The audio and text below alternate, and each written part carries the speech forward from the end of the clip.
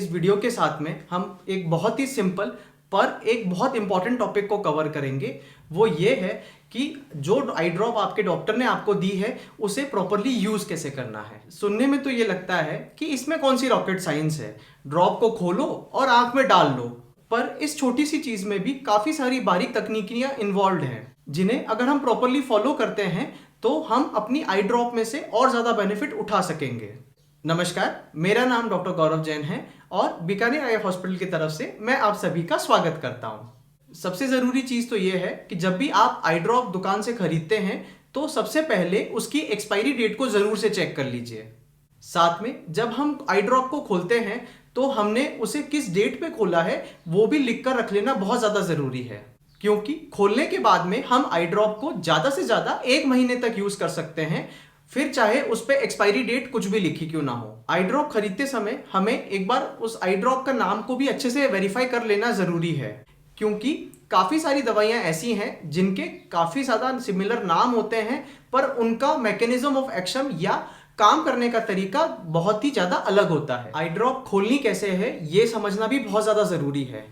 अधिकतर दवाइयों के अंदर में एक ये स्टॉपर लगा हुआ होता है। जब भी हम दवाई खरीदते हैं सबसे पहले हमें इसको खोल लेना चाहिए और इस स्टॉपर को हटा देना चाहिए। हटाने के बाद में ढक्कन को टाइट बंद कर देना चाहिए। इस ढक्कन के अंदर एक पॉइंटर होता है जो कि इस दवाई की बोतल को पंचर कर देता है। उसके बाद में इसे खोल के हम ड्रॉप को डाल सकते हैं। ये ध्यान रखना बहुत ज़्यादा ज़रूरी है कि हम किसी भी पिन से या कोई सुई से आई की ड्रॉप को ना खोलें, क्योंकि ऐसा करने पे कंटेमिनेशन होने के चांसेस काफ़ी ज़्यादा बढ़ जाते हैं।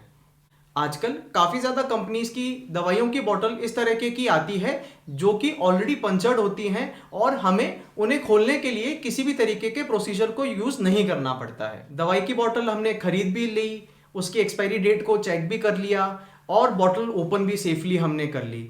अब सबसे ज़रूरी स्टेप आता है कि दवाई को आंखों में डालना कैसे है। दवाई डालते समय नीचे की जो पलक है अपने लेफ्ट हैंड से उसको नीचे खींच लेना है और गर्दन को ऊपर कर लेना है। साथ में अपने राइट हैंड में जो दवाई आपने ले रखी है उसको अपने हाथ लेफ्ट हैंड के ऊपर सपोर्ट करते हुए दवाई को अंदर आंख में डालना है। दवाई डालते समय आंख को ऊपर की तरफ घुमा लेना है। दवाई को आंख और नीचे के पलक के बीच में जो स्पेस होती है उसके अंदर डालना है। जब भी हम दवाई डालें तो जो बॉटल है उसकी नोजल हमारे आंख को टच ना करे, क्योंकि ऐसे में आंख को चोट लगने का खतरा बना रहे। हमें यह भी समझना जरूरी है कि हमें आंखों में दवाई कितनी डालनी चाहिए। देखिए, इसमें यह समझना बहुत ज्यादा इंपॉर्टेंट है कि आंख में इतनी ही स्पेस होती है कि ज्यादा से ज्यादा उसके अंदर एक बार में 1 ड्रॉप अंदर जा सकती है।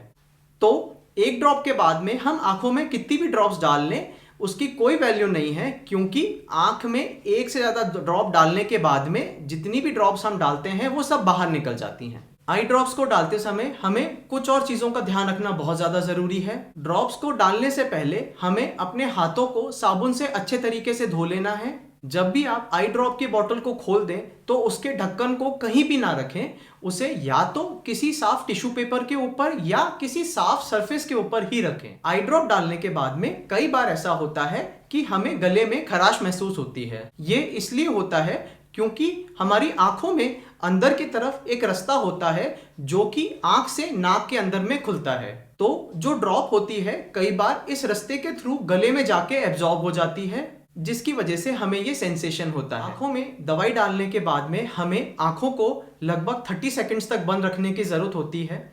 ऐसा करने पे जो ड्रॉप है वो अच्छे से आंखों में एब्जॉर्ब हो जाती है। कुछ लोग दवाई डालने के बाद में आंखों को बार बार झपकते रहते हैं। ऐसा करने का हमें कोई फ़ायदा नहीं है। उल्टा जो आंखों का ड्रेनेज सिस्टम है उसके थ्रू ये दवाई जो है बह जाती है और आंखों के अंदर में कम मात्रा में एब्जॉर्ब हो पाती है। अगर हमें एक बार में 1 से ज़्यादा दवाइयों को डालना है तो हमें ये ध्यान रखना है कि वो दवाइयाँ जो कि या तो जेल फॉर्म में हैं या फिर ऑइंटमेंट या मल्लम के फॉर्म में हैं उन्हें हमें सबसे ज़्यादा लास्ट में डालना है। अगर आप कॉन्टैक्ट लेंसेज पहनते हैं तो हमें कोशिश ये करनी चाहिए कि जब भी हम दवाई डालें उस समय हमें पहले कॉन्टैक्ट लेंसेज को हटा लेना है। हालांकि कुछ दवाइयां ऐसी ज़रूर हैं जिन्हें हम कॉन्टैक्ट लेंसेज के साथ डाल सकते हैं, पर मैक्सिमम दवाइयों में ये दिक्कत आती है कि अगर हम उन दवाइयों को कॉन्टैक्ट लेंसेज के साथ में डालते हैं तो उसकी इफेक्टिविटी कम हो जाती है। कई बार ऐसा होता है कि एक ही बीमारी परिवार के काफ़ी सारे लोगों को एक साथ हो जाती है। ऐसे में उन सभी की दवाइयाँ भी एक सी ही होती हैं, पर हमें ये कोशिश करनी है कि जो भी बीमार है वो आपस में दवाइयों को एक्सचेंज ना करें, क्योंकि ऐसे करने में क्रॉस कंटेमिनेशन के चांसेस काफ़ी ज़्यादा बढ़ जाते हैं। आपके डॉक्टर द्वारा दिया गया दवाइयों का जो भी शेड्यूल है उसे आपको बहुत ज़्यादा स्ट्रिक्टली फॉलो करने की ज़रूरत होती है।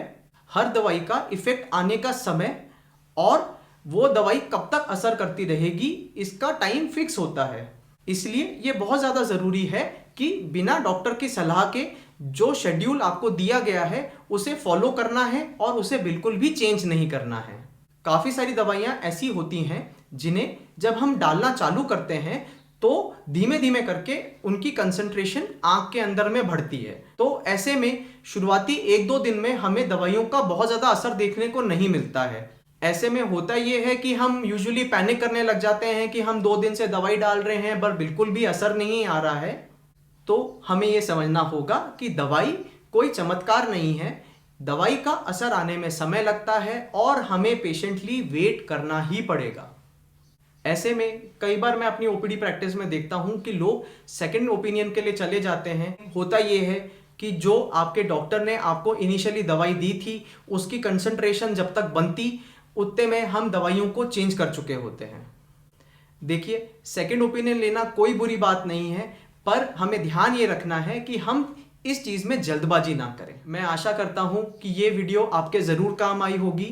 आँख से रिलेटेड और किसी बीमारी के बारे में या किसी फैक्ट के बारे में अगर आप मुझसे जानना चाहते हो तो नीचे डिस्क्रिप्शन बॉक्स में मुझे ज़रूर से आप लिखें। साथ में इस चैनल को सब्सक्राइब करें और बेल आइकन को भी प्रेस कर लें। धन्यवाद।